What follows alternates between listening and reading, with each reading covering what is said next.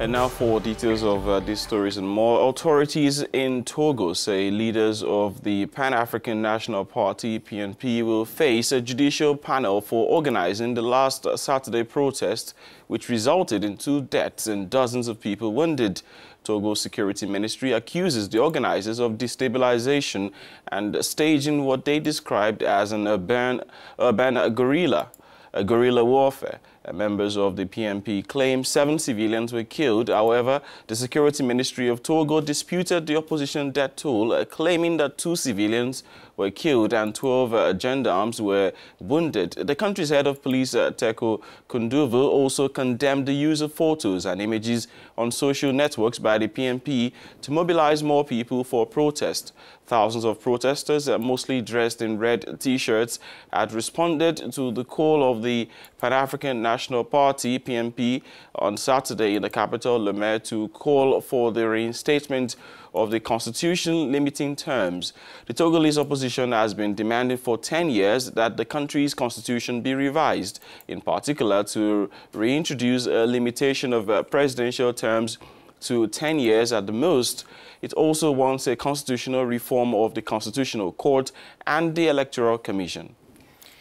In yesterday's release, the government and the ruling UNIR party incriminated the PNP party as the source of Saturday's violence. The ruling party particularly say that the address of intolerance and hatred and the extremism displayed by the PNP leaders and their willingness to confront the security forces have in fact worsened the tensions. And still about the events of the weekend, the High Authority of Audiovisual Communication noted that many traditional and online private media, and especially social networks, have rivaled various excesses in the dissemination of information and images of violence, the publication of unauthorized images, abusive remarks, calls for tribal hatred and civil disobedience. The HAAC therefore strongly condemns serious lack of respect of ethical rules. La HAAC condamne donc fermement des manquements graves au respect des règles déontologiques et éthiques.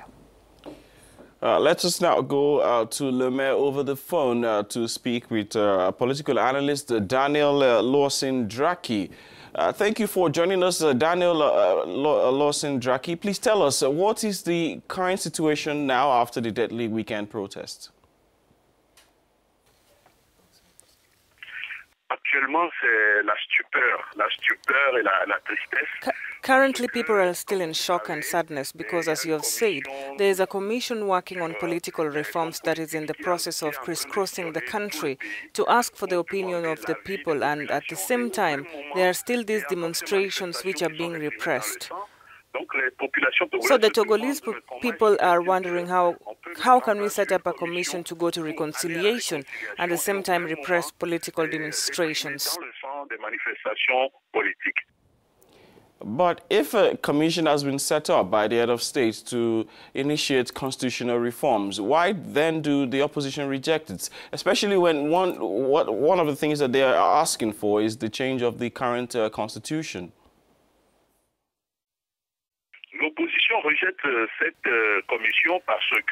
The opposition rejects this commission because for the Togolese opposition, the ruling party is delaying and is in the process of buying time by questioning whenever need arises that there must be a dialogue to move towards change. Since the global political agreement for the opposition, the ruling party must bring the opposition to sit together to discuss political and institutional reforms. But today, after the establishment of this committee, the opposition thinks that since the head of state himself had said in a speech to the nation, had even said that the discussions on reforms must be done at the National Assembly, and that is why the parliamentary opposition had introduced a draft revision of the constitution in order to be able to implement or put into effect these reforms.